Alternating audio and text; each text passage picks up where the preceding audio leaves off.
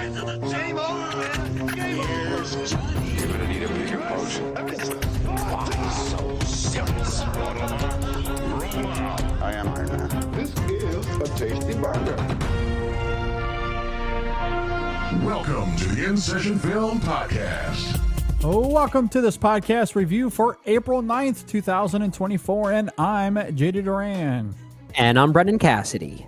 Hey, thanks for joining us, everybody, for what is sure to be a terrifying conversation. Demonic. A little demonic. Damien-like. Yep, a little Damien-like. As we get into the Omen franchise, everyone's favorite. A franchise? Really? Have you seen every Omen film? Nope. Neither have I. I think I've seen the original film, and that might be it. I think that's it. I've definitely seen the original. I've seen the 2006 remake they did with Liev Schreiber and who else was in that? Julia Stiles was in that as well. That one's not great. That first Omen I do think is quite effective as a horror thriller though. Yeah, I think the first one's good. I admittedly have not seen another Omen film. That's it until the first one. Until I saw the first one. That's not going to get confusing, right? Calling that's this one not the first Omen. one. Yeah. It's I don't even know what is it? The fifth one? The sixth one? I think not it's the first one. I think it's not the first one, but yeah, I think it is technically the sixth one if you want to count that remake from 2006 because there was Damien Omen Part 2, which I think I've seen parts of. They used to play that on TV quite a bit when I was younger. And then they used to play it back to back with not the first Omen, with the original Omen. But the third one I know, which stars Sam Neill and has, I think, a bit of a following, even if it's not the greatest of movies from what I understand. That one I have not seen, so I can't speak to it. Yep. But it sounds like an interesting premise. Yep. I have it here, of course, The Omen from 1976, the Richard Donner film. Right. Damien, Omen 2. Okay. 1978. The Final Conflict is the Sam Neill one. That's from 1981. And then 10 years later in 1991, Omen 4, The Awakening. Which I hear is not good. Yeah, that would be the fourth film. And then the 2006 remake, as you noted, which I have not seen. And then here we are with the first one. This might get you first interested. Omen. This will get you interested in seeing the Omen remake from 2006. It's directed by the same person who directed A Good Day to Die Hard. Oh, everyone's favorite. John Yes, I think it was Moore. John Moore. Yeah, I think it was that same individual, if I'm not mistaken. I will say Behind Enemy Lines I liked. Oh, that's not too bad. That's not too bad. At least 2001 JD liked that movie. I don't know how it would hold up now. Okay, but... well, I'm also speaking to 2001 Brendan Cassidy, so who knows how it holds up now. But I feel like he asked for it. Same. But yeah, that Omen remake he did, I remember thinking there were some cool visuals in it, but it just wasn't that great of a movie. But yeah, we're not here to talk about that one. We're here to talk about the first Omen by title. Yes, the first Omen, not to be confused with the first Omen from 1976. This is the first Omen, directed by Arkasha Stevenson. And it stars Nell Tiger-Free, Sonia Braga, Ralph Ineson, Bill Nighy, Nicole Soros, among a few others that come and go throughout the film. If you're not familiar with the first Omen, a young American woman is sent to Rome to begin a life of service to the church, but encounters a darkness that causes her to question her faith and uncovers a terrifying conspiracy that hopes to bring about the birth of evil incarnate. And if that sounds familiar, it should, because that is the synopsis for Immaculate, not this movie. I was going to say we have to bring up the high level thing. comparisons. I mean, are they the same movie? No, they're not. But high level, those plots are the same thing. Yes, you could read that for both films and be wholly accurate. Yeah, it's absolutely. totally the same. Yeah. Look, I tend to lean away from comparison when we do these reviews. I don't know how you feel. I am going against my own rules here. I am fully leaning into the comparisons. It's really hard not to when we just talked about Immaculate like the last week. It came out a few weeks ago. And then this movie comes. We might have to talk about that. I think that might have something to do with the films, this film in particular. It might have something to do with its marketing. At least maybe I wouldn't be surprised. Yes. So I do want to say perhaps some apologies up front if, one, you haven't seen Immaculate. And if you've seen the first Omen, you've kind of seen Immaculate. However, if you haven't listened to our review that we did with Dave Giannini, perhaps you can go back and listen to that as well. Sure. Because I think it's fair to bring up a lot of that conversation because it does factor into this movie. At least it does for me. So I do want to talk about it. Apologies if that gives listeners a little bit more homework, but this does make for an interesting double feature. It does. I want to lean into that, especially given some of the discourse over the weekend regarding horror films and these kinds of horror films, which I don't want to necessarily get bogged down in.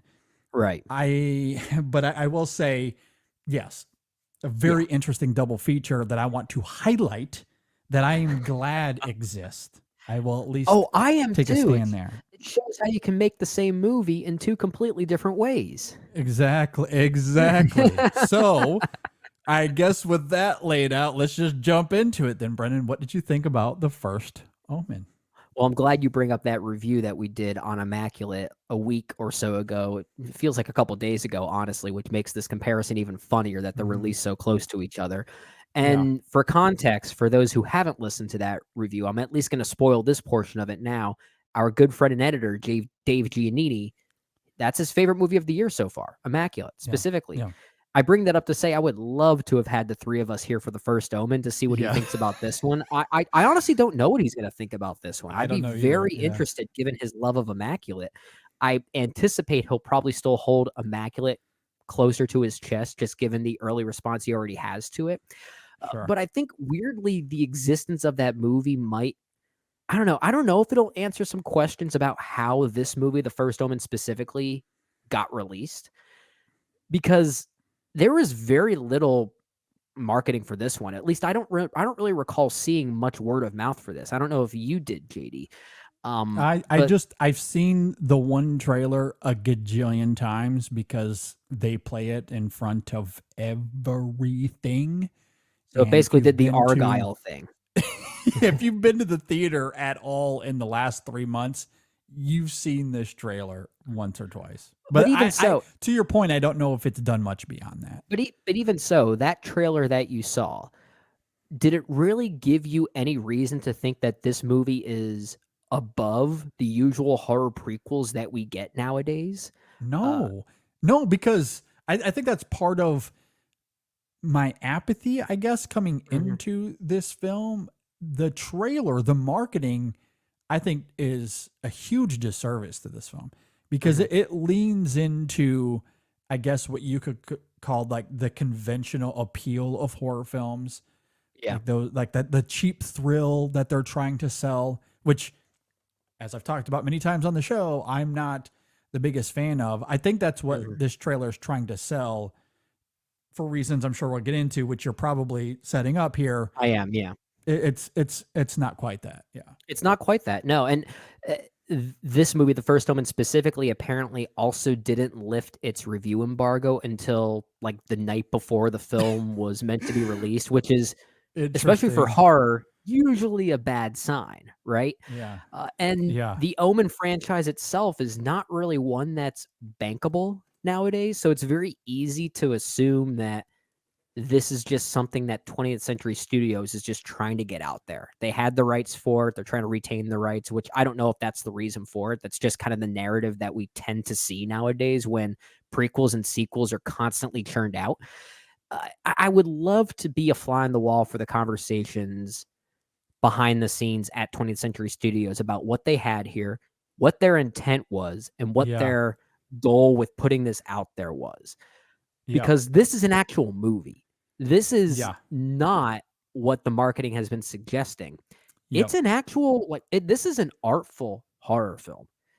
This has way more in common with other horror films that we don't want to use a certain term for. I was going to say, be careful. Be careful. I'm not going to use that term, but I will say for the many reasons a lot of people defend that particular movement of horror, those characteristics are within the First Omen. It is certainly kind of fun and schlocky in its grotesque visuals, but there is a deep-rooted sadness to this story as well, primarily due to a really great performance by Nell Tiger-Free, who I'm sure we'll talk about. She's mostly known for the M. Night Shyamalan show Servant, which I admittedly haven't seen. I know she's apparently great in that based on what I've heard, but she gives a very committed performance here. She's asked to do certain things that recall other horror films I can think of from the 80s, for instance, that are very bold, very audacious, not something you usually see in a commercial film like this. And I really respect that she goes for it. And much like we just talked about with Dev Patel's Monkey Man, that being a directorial debut and having that much ambition and conviction, this is also a directorial debut for Arkasha Stevenson is her name. This feels like a movie. This feels like a blank check before someone even has earned the right to make a blank check. I'm on whether this movie was good or not. The fact that it's as artful and as committed to making a movie as it is, the fact it exists in this way is all that I find fascinating about it. But the fact that it's actually a really good movie as well is what makes this conversation even more interesting. I'm so baffled by the release of this movie, the existence of it, and I'm also just happy to report that it's actually really good. I mean, to say I was surprised is an understatement. JD, we didn't even have this on the docket for the longest time. We thought we don't need to talk about that. And it was a last minute addition when we heard, wow, this actually is getting pretty great word of mouth. Let's talk about this. I am so glad that we did. Yeah. What a great surprise. I loved this film as well. It's interesting. We just released our review of Dev Patel's Monkey Man, a directorial debut that is full of ambition. And here we are with another directorial debut that is full of ambition. So very thematically appropriate, the reviews this week. A great pairing in that regard. We joked about it earlier because it is pretty funny how in so many ways you can take what we said about Immaculate and apply it to this film. At times it even feels beat for beat. Now there are, of course, distinctive variations between the two, but they do make for a remarkable double feature, as we mentioned. Perhaps what they do most prominently, however, is demonstrate why execution matters. They might be narratively and thematically similar, but Immaculate, at least for me, isn't nearly as cogent or ambitious. I loved the ambition and vigor of this film. Immaculate is a film that stumbles because it's too predicated on that superficial thrill and setting up the next jump scare, whereas this film is not bogged down in artificial fright.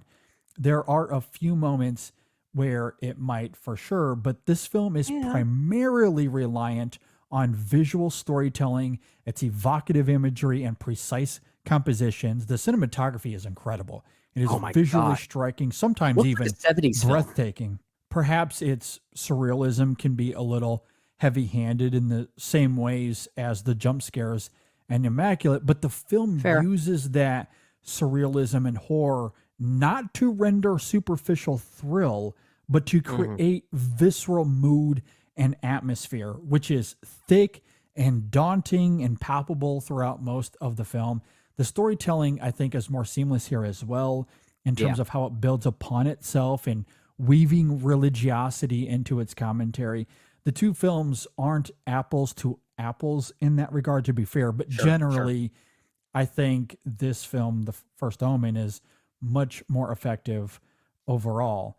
We'll certainly get more into that as we go here, but I loved its fusion of craft and visuals with its characters and the story here.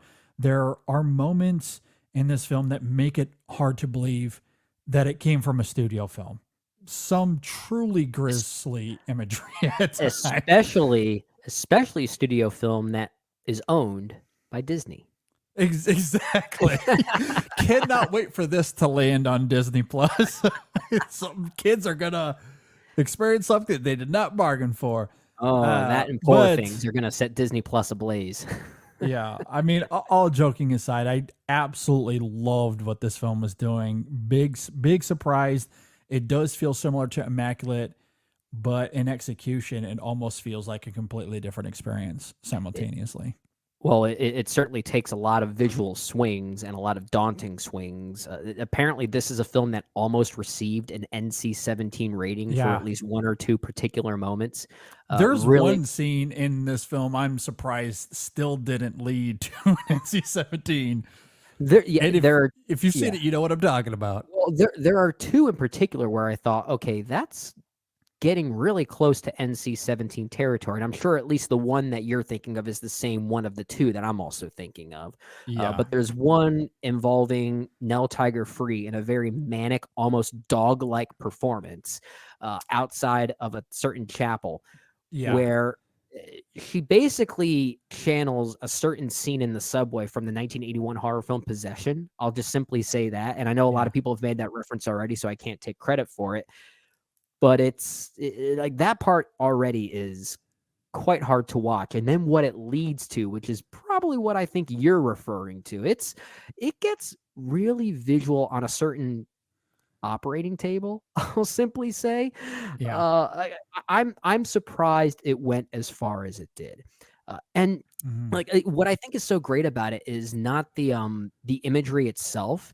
It really comes down to the editing, because there's a lot that we do see, but then it edits to something else as if to suggest, wait, did we see what we thought we just saw? And that makes it even creating ambiguity and confusion. That makes it makes it so creepy, right? And this is where I think Arkasha Stevenson as a filmmaker has such not just conviction, but she understands how to pace a horror film. Clearly, she has a lot of love for what horror used to do back in the 1970s, and this even feels very much like a 1970s horror film in many ways. I was thinking a lot about like Nicholas Roeg's Don't Look Now and some of those things, and she paces it really well in that regard. And there's a lot we can talk about further, but I love the influence that this has here. No, I completely agree. The craft to this film, as we've been talking about, is striking.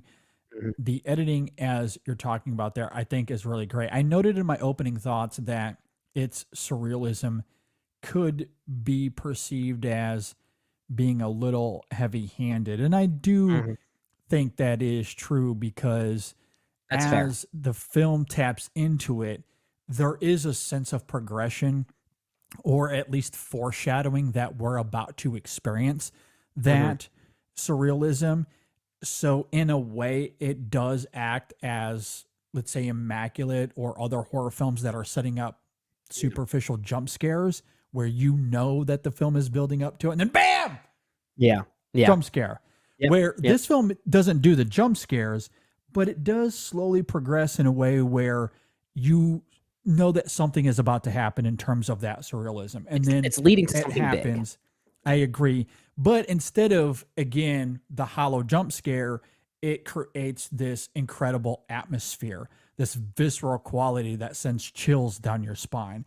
That's what I love about this film. That I think is extremely effective, and the difference for me, why the execution here I think is really great. But additionally to that, that's just in terms of tactic and filmmaking.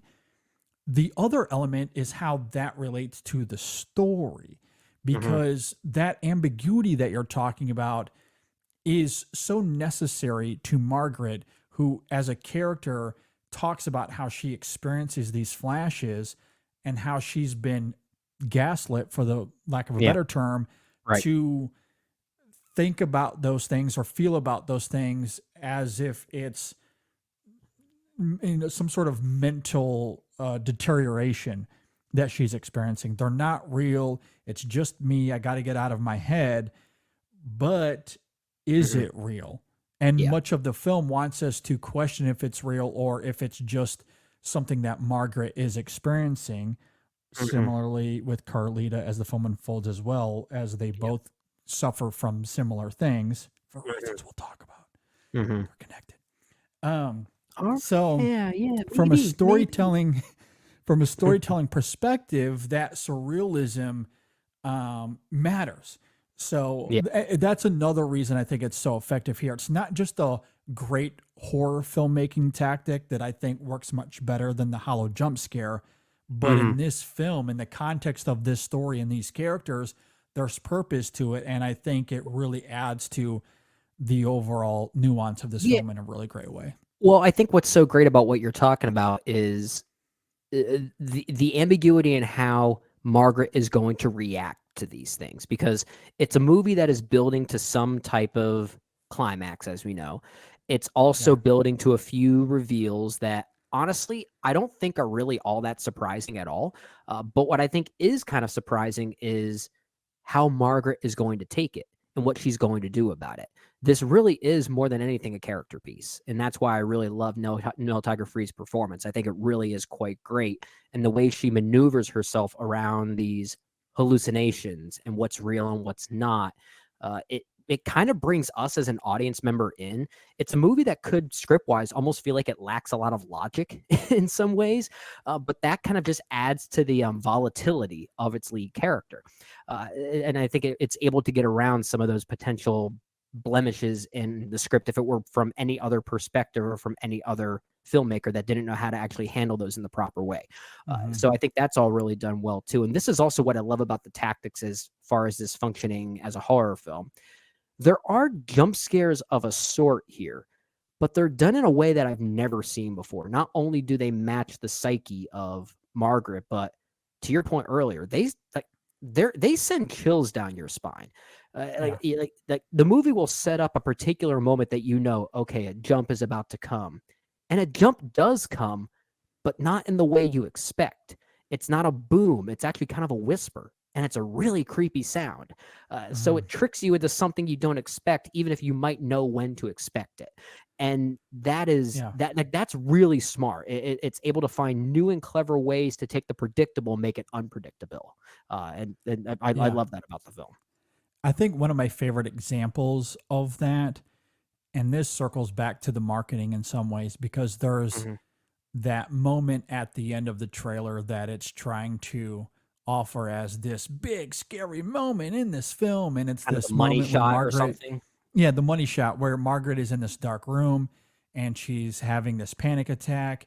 Again, because of that ambiguity, is this real or is this not real? Is it all in my head or is this really happening?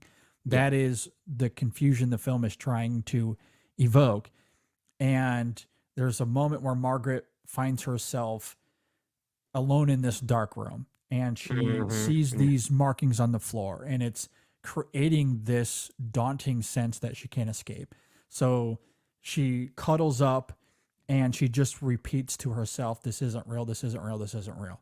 And then there's that whisper effect that you're talking about, where you hear another voice say to her, what isn't real? Now, in the trailer, I found that moment extremely tacky.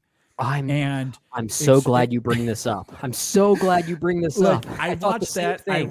I roll my eyes. I'm like, this is just another dumb horror film from the studio. I was like, no, thank you. However, in context of this film, it's actually one of the best, most terrifying sequences, because you get that moment. There's that whisper effect. And what follows, which I won't reveal here, again, it's not about the hollow thrill of it. It's about creating atmosphere and tone and mood, because what we see unravel, there's this incredible close-up of sorts. There's something that's actually coming to the camera. You can't really make it out at first. It is absolutely bone-chilling. It is an incredible moment in the film that, again, is reliant on visual storytelling, reliant on atmosphere, and not just another dumb jump scare that lingers for a second and then evaporates like a fart in the wind that I just do not respond to. But I responded to that moment in this film. I'm glad you bring that up because I did want to talk about this scene. And the first thing I wanted to talk about, you're stealing my thunder, is how can that moment work so well in the film, but work so badly in its trailer?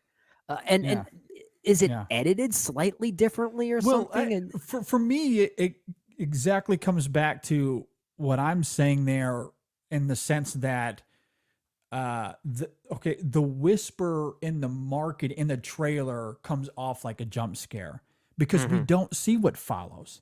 We just hear the whisper, and so then it feels like it's this jump scare moment that might lead to nothing. But in this film, not only do you get the whisper and you see her reaction to it, that might induce some fright. For me, it wasn't the whisper, though. It's the context around it, and it's the context and how we lead to that moment. That's also very important to this. And what follows, where the camera just lingers on this thing in the corner, I'll say vaguely. Yeah. And then something approaches the camera, and it's that quality, that bone-chilling visual, that surrealism that follows is what makes that sequence terrifying. Not necessarily the whisper itself, but how it leads to something bigger and bolder and more audacious that I think gives it more weight. Well, and maybe I just forgot that whisper was going to happen in the moment, so it still scared me in the context of the film, but it could also be that context that you're talking about, that it's induced by something more emotional rather than just physical, as we see in the marketing. Yeah. I very much remembered it was coming. As soon as she started going, it's not real, it's like, oh, here we go. Yeah, but even somehow, like, moment. I think I knew it was coming, and yet somehow even the whisper itself took me off guard, which is why I think maybe the editing it's good. It is effective. I agree. No, it does work. I found myself responding to the aftermath, like the surrealism that follows, to me is much more evocative than that singular moment, I guess. I think it's fun talking about this singular moment because it just proves how maybe a slight change in editing or a slight change in context can completely recontextualize what you're actually seeing. And I think that's really fascinating. And I do want to quickly speak to the moment that follows that you're talking about. And you know me, JD, I hate hyperbole.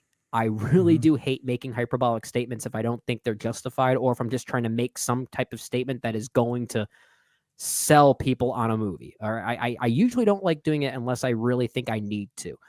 But I think what follows there in that particular scene is perhaps a top 10 horror movie moment for me. Wow. All time? Yes. Very rarely do I find myself, and for those watching on YouTube, I'll actually do the gesture, but then I'll describe it later. I rarely do this while watching a horror movie.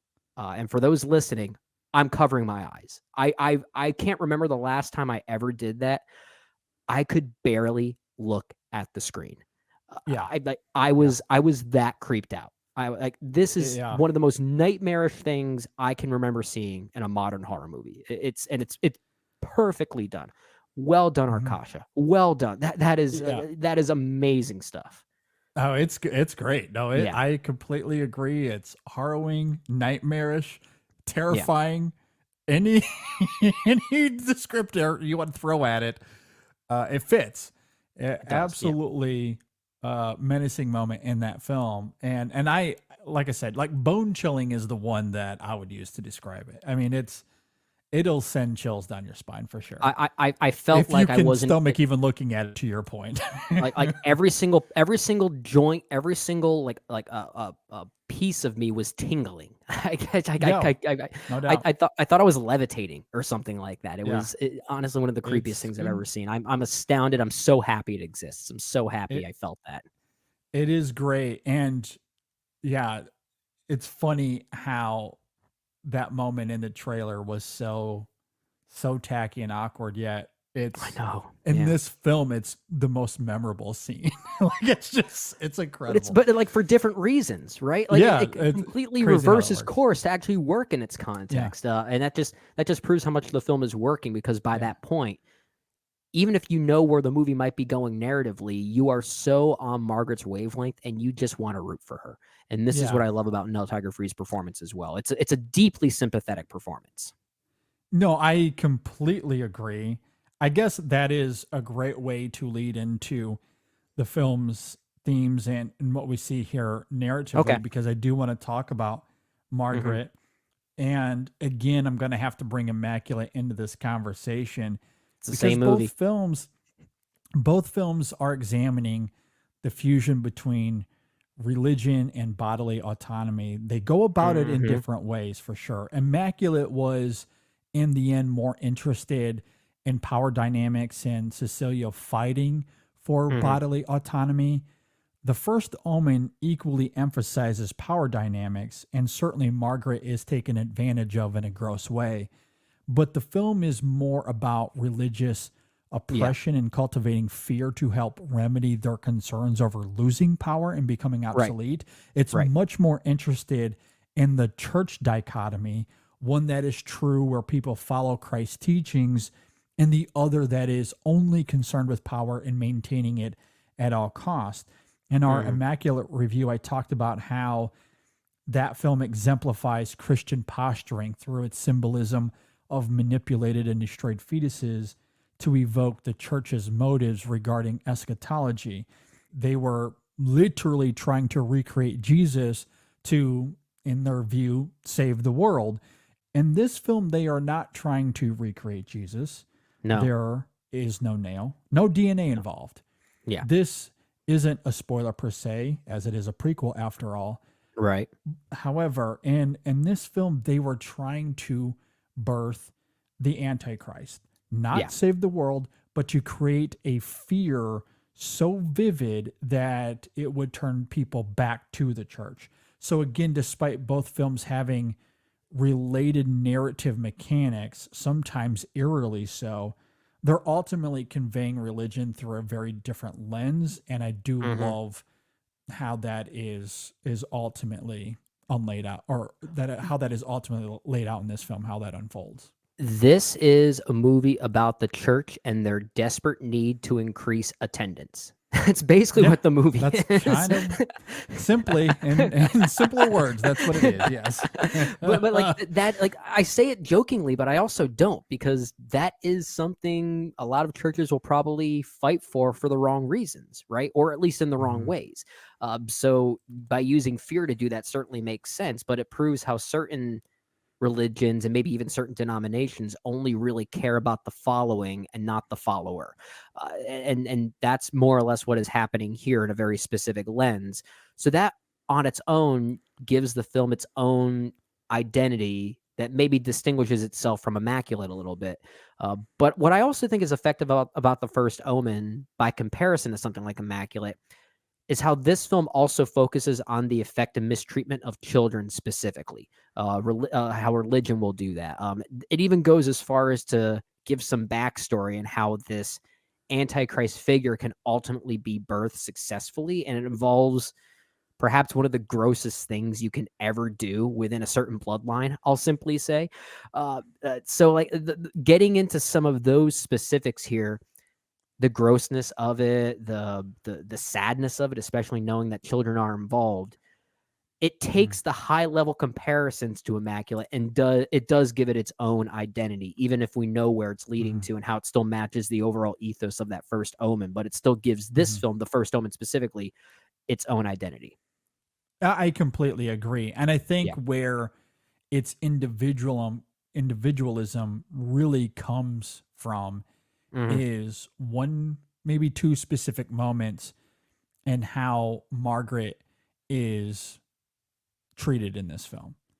So I guess to articulate that a little bit further, in my review for Immaculate, when we had that conversation with Dave, we talked about the specific scene in that film where Cecilia sees the priest at confession, right? And he says, if it's not the will of God, why doesn't God stop us?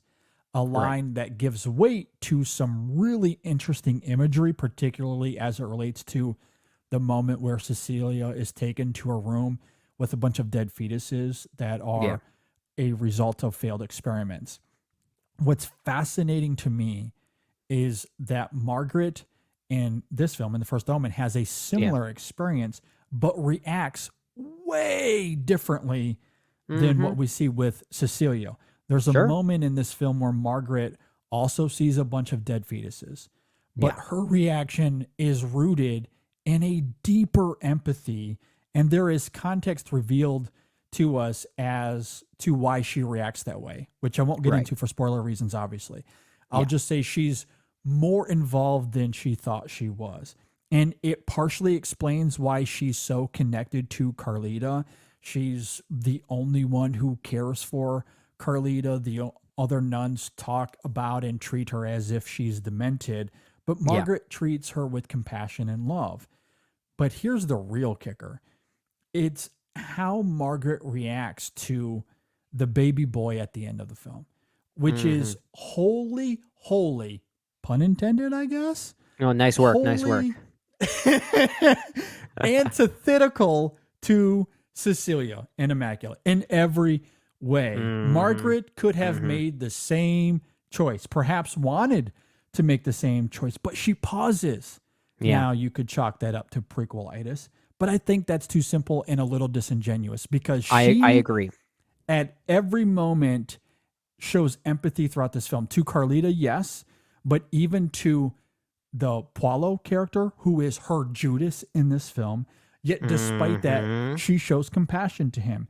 So her pause at the end of the film, her hesitation to kill the child, is utterly consistent with who she's been throughout the entirety of it. So I think the film gets to have its cake and eat it too. And even after that moment, we see her compassion yet again with the little girl and Margaret's desperation to save her.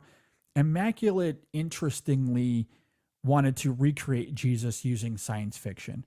The First Omen takes his ethos and infuses it into its central protagonist to further contrast the moral implications of those being oppressed to the church and their quest for power. Yeah. Incredible. Yeah, and I think that's what's so interesting about this movie as a pairing to Immaculate, because Immaculate ends a certain way that is going to stimulate conversation, especially within our sociopolitical climate, right? In a Roe versus Wade world specifically. And The First Omen doing something kind of antithetical as you're talking about. I think like if this were its own separate movie and not a prequel to The Omen, I think this movie specifically and how it feels would have lacked thematic ambiguity if she did take that action that you're talking about. But the fact that she resists, she fights against that urge, given who she is as a person, adds a different side to that thematic coin compared to Immaculate. And on its own terms in a vacuum, I think is still enough to get people debating with each other about whether it was right or wrong because of the literal evil she is holding in her hands. But is there still motherly value in that? I think that's a very fair question. Like how Immaculate ends, asking this question about female autonomy and volatility and whether what happens is an act of killing or not. Here, the lack of an act of killing, is that just as bad? I love the questions that it raises in that regard, and that's a great viewpoint. And that's the interesting contrast between them, despite the narrative and thematic similarities. There is this quite significant juxtaposition. And the way I talk about Margaret here, again, let me be crystal clear on this. It is not an indictment on Cecilia and how she reacts in that film. Right. Her reaction to the child in that movie is very consistent to who she is in that film. Makes sense. That was the right choice for that character in that moment. Yeah. And while I didn't love the film in execution, I do think there is credence to that choice because that, again, is a film more concerned with bodily autonomy than the religious hypocrisy we see in this film. This film is less about the autonomy, although that is a part of it, for sure. But this is more about the church and their fears and how they manipulate Margaret to render, well, as we noted, the Antichrist in order to create fear. And I do love how this film, how Margaret becomes a fascinating juxtaposition in that regard, because she's equally manipulated as Cecilia is, but she reacts to the child in an empathetic and compassionate way. Arguably at the disservice of the world, because Damien isn't.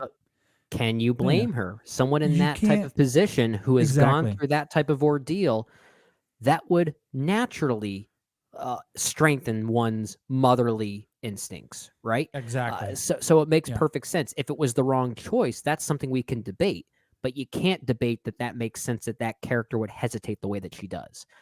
Like that, and that, but that's what I think is so fascinating but it just goes to show how great Nell Tiger Free is here and why you're so sympathetic towards her, even if you don't agree with every action she makes. And I do think the film is trying to have a conversation about whether she did make the right call or not. Kind of like how Immaculate concludes with Cecilia's actions.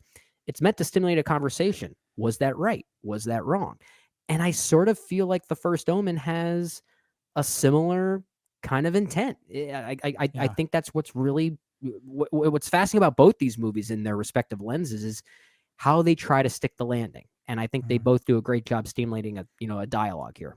Which I also think is interesting because in Immaculate, they're taking DNA to recreate a savior. They're trying to reborn a savior, whereas in The First Omen, it is much more demonic. It's the opposite. It's the opposite. It's the opposite. Right? You you literally have one movie representing the birth of heaven, and then the other one the birth of hell. and ironically, the one that you would think deserves saving is the one that's immediately killed off. Exactly. Now, that does make that contrast in Immaculate, or at least the questions it's tackling, provocative. Right. And I do appreciate that about the film. Despite some execution in it that I don't always love, I do love that provocation. And again, I still think there's credence to Cecilia's choices in that film, for sure. But that contrast, I do think, is really interesting because you do think it would be the other way around. Right. But, it speaks to individualism, how one would react in these situations. And I do think Margaret's choice in this film is to the ethos of who she is, for sure. If she took the Cecilia route, it would have undermined that character significantly. Even if, again, there's credence to the choice if she chose the same as Cecilia, and given Damien's actions, maybe she should have. Well, but I think that right there is what raises the interesting conversation that both films do so well. Is it's much easier to immediately kill something that is a known demon, right? Yeah. Just as the opposite of that, it's easier to let something live that we know is designed to be heavenly or something. And both films take the opposite approach. Well, here's another contrast, though. Another juxtaposition that's fascinating. A layer upon a layer, if you will. Oh, this movie's a real onion. No wonder I cried. Well, in this, to be fair, Immaculate is a part of this. Sure. In Immaculate, what is the baby? Not healthy. We talked about that, right? Right. It is breathing heavily in a way that suggests that it might be dying. It's probably disformed, but here's the thing: we never see it. We don't see it, so we don't have as much empathy for it, although we might because of other factors in that film that I talked about last week. We don't have the same context that we do here. Exactly. And look, it could be deformed. It's barely surviving. It might be a recreation of Jesus, but look, Cecilia made a choice that was right for her, and so that's what happens in that film. In this film, we do see the baby. We see that it's healthy. It's adorable little boy. It is. Absolutely. It is. Yeah. So like you look at him, a healthy little baby, even though the context is this is the Antichrist. That's the context. Yeah. Yet she looks at him and she doesn't see that. She sees innocence. She sees innocence. You see innocence. You see a child, And that renders hesitation, as it would with a lot of parents in that circumstance. She just birthed the child. It is hers. And upon physical reflection, it's just this adorable child that is yours. So that hesitation, like that contrast alone, I think is also fascinating. Yeah. Like we don't see it in Immaculate, but we do see it in The First Omen. And just to give credence to both of the actions that those characters take. Maybe this is why this is why the marketing was what it was, because it's trying to make us have conversations about this movie as a pairing to Immaculate. So Immaculate did all the dirty work from a marketing standpoint to get people interested in seeing the nun baby movie, right? The nun baby movie. Yeah. And then here comes another nun baby movie.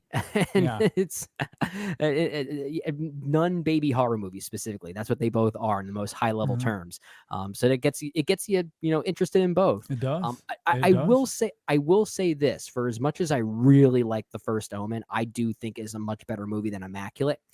Overall, I do think Immaculate sticks the landing a little bit better. And I think it's primarily due to not what we're talking about. I think the stuff that The First Omen does thematically that we're comparing to Immaculate, that's all great. What The First Omen does afterwards, it basically goes full Rogue One at a certain point. Okay. The final 5 minutes do not work for me at all. There's a point where I think this movie should have ended rather than basically conclude with what is essentially a post-credit scene and then another post-credit scene. That stuff is admittedly, at least it was for me, kind of deflating.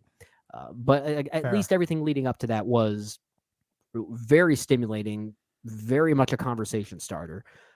I just wish it stuck there. I just wish it ended where it needed to end rather than go in another direction that it went in. Yeah, I think that's fair. The coda of this film didn't bother me all that much. If there's a true mid-credits or end-credit scene, I did not see it, so I don't know. Oh, there isn't. There isn't. Yeah, there is not. At least from what I understand, I don't think there is. Okay. And to be fair, if I give some more context here, I guess the coda itself isn't really the problem.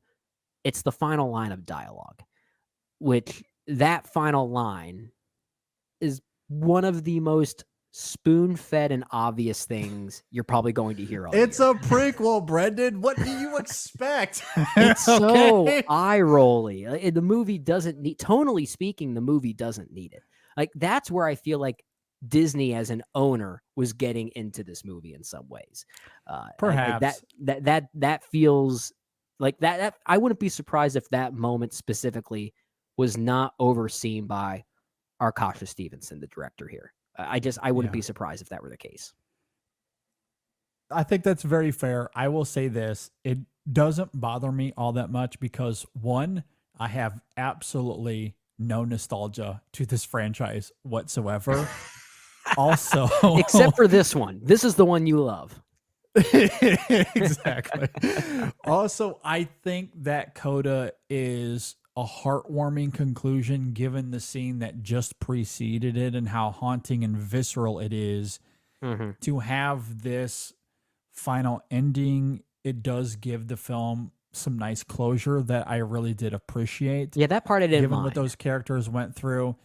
So, you have this character show up and tether it to the first Omen, if you will.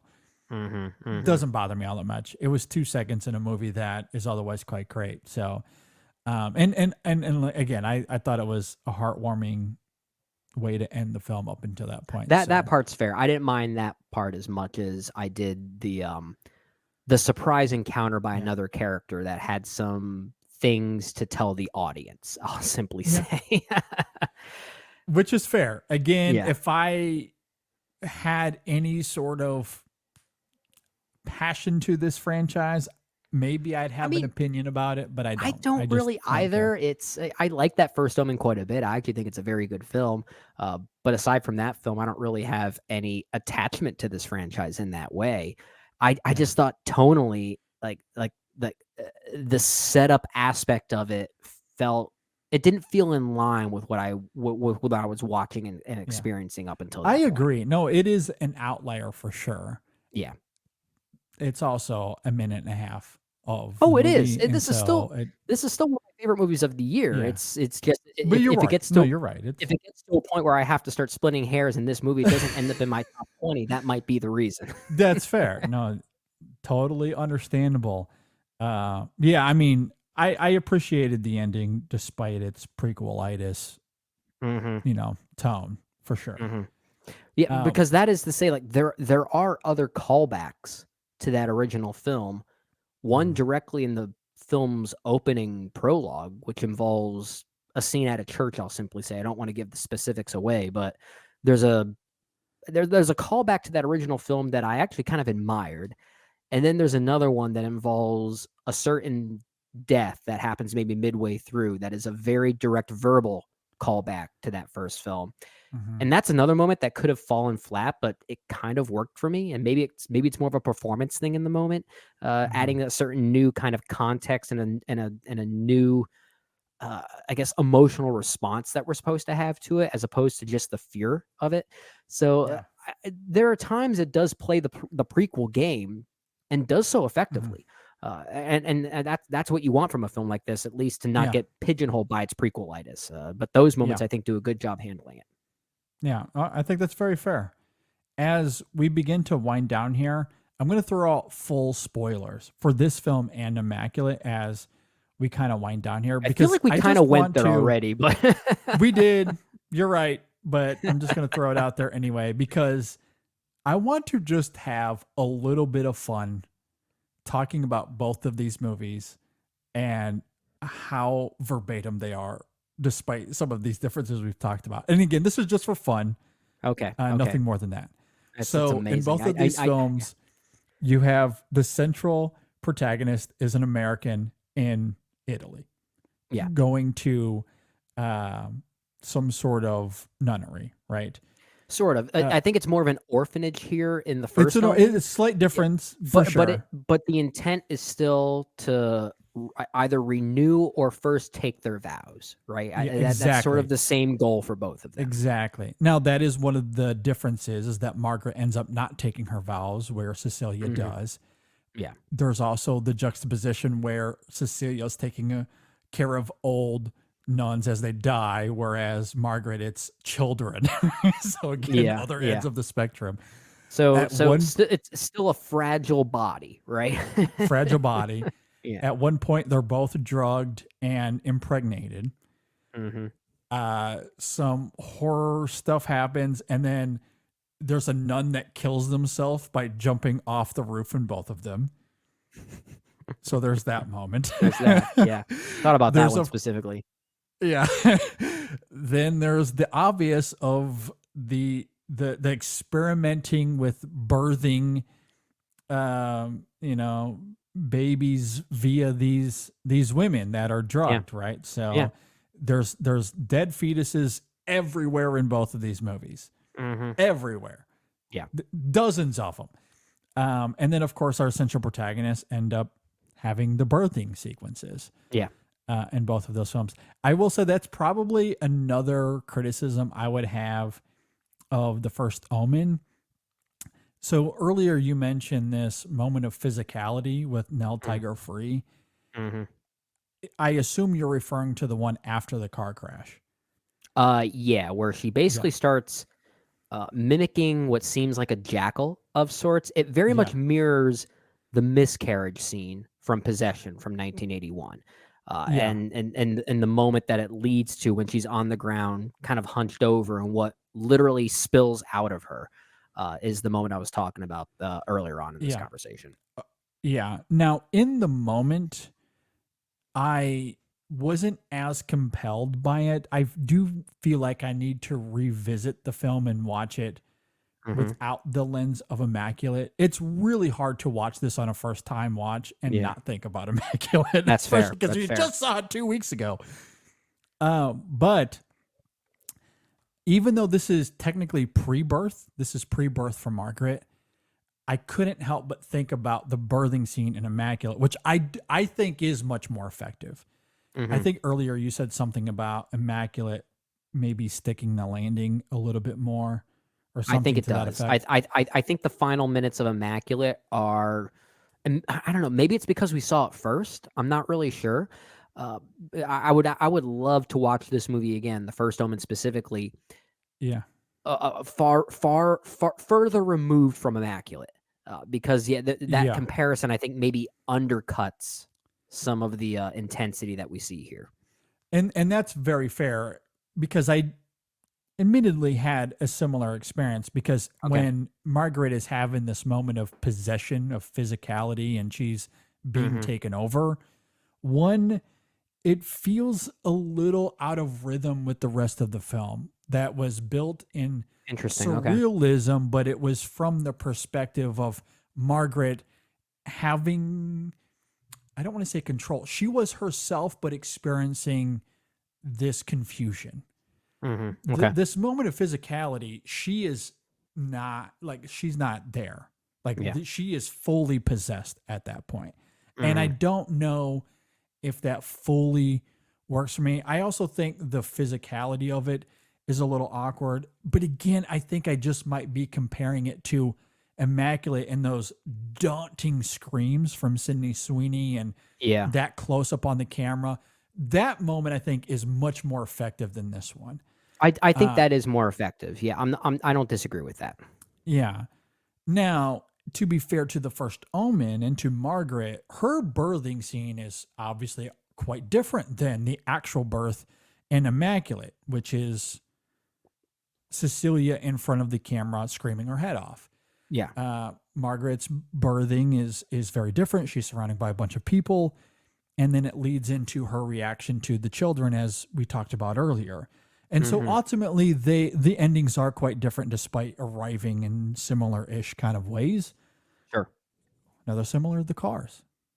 There's Cecilia taking off in a car. She's taking off in a car. Oh my gosh, they are the same movie. Were they really the same script? I'm telling you, there are so many, and I'm probably forgetting some here as we talk. This is starting to remind me a lot of when they made the prequel to The Exorcist as Paul Schrader's film Dominion, and they completely recut it into something they thought was more marketable, and it failed miserably. So then they just released Paul Schrader's film anyway, and you had two separate versions of the same movie. This is kind of starting to remind me of that. A little bit of that. They both play with fire in a certain way. Although there's much more fire in The First Omen than the blaze sequence you get in Immaculate. But anyway, like, it's crazy how similar they are. Like, at times it's eerily beat for beat, but there's so many distinctive differences. Like, there's true nuance between them both that actually, as we've talked about, create these genuine, fascinating dichotomies that provoke these they're a great yin and awesome yang. questions. Yeah. So, and I will say, to speak to the physicality of that moment that leads to the birthing scene, I don't necessarily disagree that there is something kind of jarring about it, and I'm not sure if it works. In the moment, it did work for me, primarily because it was so off kilter for a Hollywood movie like this to have, that I kind of admired the swing from Nell Tiger Free for just simply going for it. I guess I was latching onto the existence of it. The respect I had for it, I think, is what saved it for me.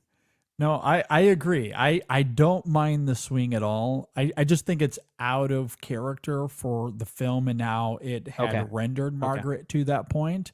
Maybe it's a little prolonged. It's because it's a lengthy shot, and the physicality of it is quite bombastic. I just didn't think it felt, it didn't feel right to the character to me. Whereas the actual birthing of it, which is weird, because maybe it's because they needed to visualize the pregnancy, I guess, even though I don't know. It suggests that it already happened earlier in the film with Pualo and everything that happened there. I don't know. Yeah. It's a little weird. It's a little disjointed, to be fair. I just, the actual birthing scene to me, when she wakes up and she's on the table, and you get that moment with Bill Nighy's Cardinal Lawrence character explaining to her why she's there, and then you see the nuns around her, and again, to be fair to the film and Arkasha Stevenson's direction. There's some incredible movement of the camera and the performances there. Like that is all daunting and incredible in its own way, that I don't think we needed this sign of possession, because we knew that she was pregnant. She's in the car. She talks about how like they were on their way to the abortion when the car accident happened. So we know she's pregnant. Yeah, we do. Like I think you can just cut from the car accident where everyone is knocked out to her waking up on the table. Like to me, that would have made for a little bit more of a seamless transition that was consistent with the character. Okay. I mean, I see your point, and at the same time, I love that something as abstract and weird as it was still here. It's it's a double-edged Totally sword, with I guess. Yeah, but I don't necessarily disagree that does it necessarily fit the mold or the trajectory of that moment? Maybe not. Maybe not. But it's the fact that it's here in a commercial movie like this that almost got an NC-17 rating. I'm glad they went for it. I agree. And I guess as a final thought, I want to circle back to something you said earlier as it relates to the First Omen and how it's about children in many respects, because I talked about that a lot with Immaculate. And the way this film evokes Christian fundamentalism, again, without getting into the weeds of theology, but in our review of Immaculate, I noted that so much of Christian symbolism is funneled through the prism of children and God the Father, and that I was weirdly moved by how that film uses certain imagery, dead fetuses, to evoke the irony of the church's failure to embrace that ethos. Sure. I do feel the same way about this film, as the First Omen demonstrates the church's volatility in that regard, which is, of course, more ironic given that the nuns in this film run a freaking orphanage. Well, that's where I think this film has a bit of an edge in that regard too, is that it takes that notion on children literally, right? Yes. And making it more literal, I think, adds a level of devastation to it. And speaking of children, we didn't really get much of a chance to talk about Nicole Soros's performance as Carlita, and she's very effective and a very great performance as well. I have to say, there were many moments here where I kept thinking, boy, like, at least in this performance that she's giving, she really reminds me of someone. And then I realized who it was. It was Harvey Stevens, who played Damien in the original Omen. And I was like, oh, I wonder if that was on purpose. And maybe that could have just been me sort of projecting this movie into the franchise in its own way. But I was weirdly thinking about that. I think they have similar glares and similar sort of like tics that make them kind of off kilter and creepy. And it gives you as an audience member this instinct that you're not supposed to trust them or something like that. And it certainly resolves itself here a little bit differently. But as an introduction, I was thinking, man, this is very Damien-like. And I kind of like that little tie-in if it was meant to be that. I don't know if that was the case or not. It could have just been me, but I thought that was kind of fascinating. Yeah, I don't know. I don't know if that was intentional, but it is interesting. I really liked Nicole Soros here as well. And I like how I assume this was purposeful, kind of build the performances between her and Nell Tiger Free in this similar manner, which makes sense given the context of how they end up being connected in a sense later on. Yeah.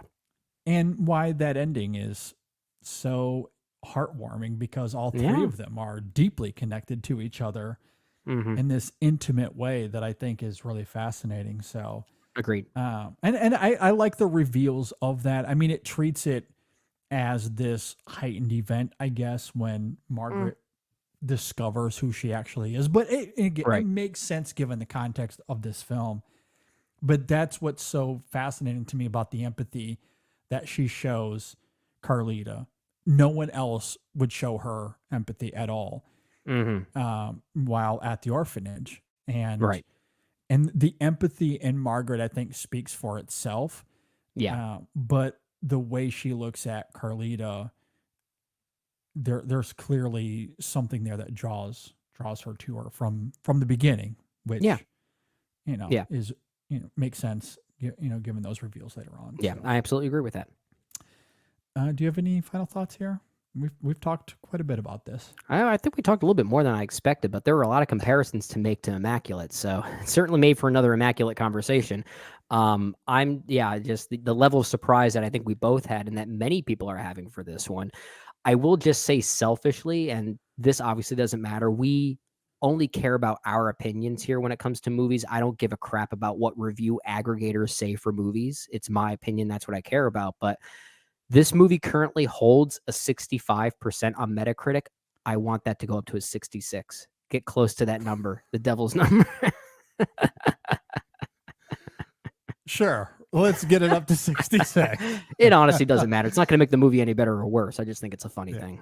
We'll get it. Our goal will be to get it to 66 by 0.6. June 6th. Yeah, get it to a certain percentage that it rounds out to exactly 66.6. Yeah. That'll be the goal.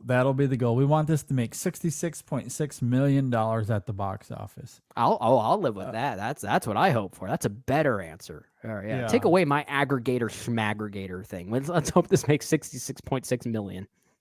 Yeah. I love this movie as well.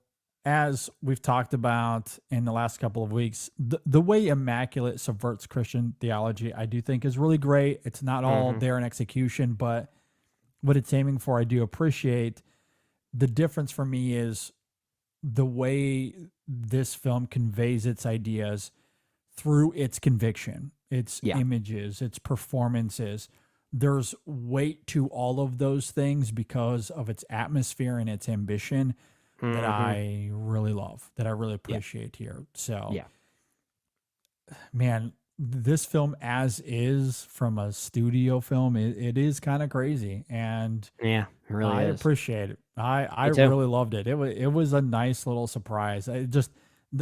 It's maybe coming off the heels of Immaculate and my disappointment there's something about, I guess, the coherent storytelling, the consistency here that maybe that's part of why I responded the way I did. But I think Immaculate removed, as you noted earlier, like getting away from that and maybe rewatching this film, it might make this movie even better. Yeah, honestly, it might. Yeah, and I'm excited to see it again. It's very good, very good. It is a great double feature though. Either way, great double feature. Yeah. Might as well get a third one in here, and we'll have a trio. What would that one be called? Immaculate, The Last Omen. I don't know. Who knows?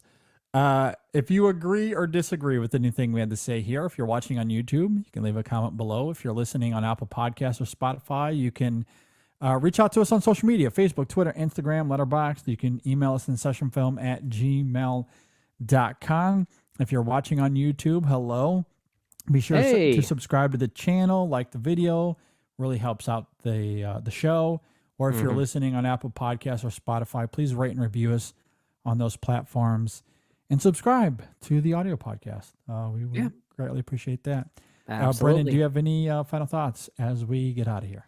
No, I think it's time to close up shop after a movie like Immaculate and now this. I need to be able to sleep. We can't talk about this anymore. Yeah, well, me, after watching horror films, I do not sleep. So no going to bed tonight for me. You're also under the spell of what's called coffee cult, so you might not be able to sleep anyway.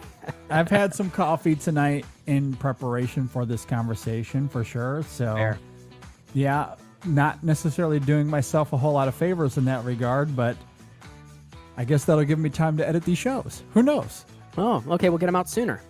Or I'll stay up watching The First Omen, and by that I mean The First Omen, the 1976 Omen. Apparently the actual First Omen. Apparently it's on Hulu, so it's available. I want to watch that one again. It's been a while since I've seen it. Yeah, I know it's been quite a while for me as well. So yeah, we got to catch up with Damien and his shenanigans. We do, because Brendan, you understand, his name is Damien. Yeah, that's what we had to denote that his name is Damien. You see, I had no idea. I would have laughed. If nobody saw that coming, right? I would have laughed if Ralph Ineson, who plays Father Brennan, who was a character that was also in the original Omen, so there's a callback there. But I would have laughed if he said something like, he has a name, his name is Bob or something like that. Totally random. It's totally random. Yeah. That would have been a twist. That's how you do a twist ending. That is how you do a twist. Yeah. This movie is actually not a prequel to The Omen.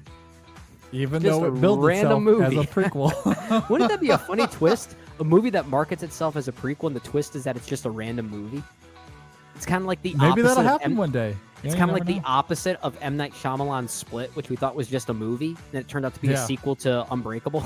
Yeah, there you go. It was the opposite direction. He would be the one to do that for sure. He would be. He's going to market the next one as the next sequel in that whole universe, and then it's going to turn out to be nothing. And all the actors are going to come back, but they're playing completely different characters, and it's not even set in the same world. Exactly. All right. Well, with all of that said, we'll get out of here. Thanks for listening. Thanks for watching, everybody. We'll see you next time on the In Session Film Podcast. Gotta love a good surprise. That was fun. Horror is back.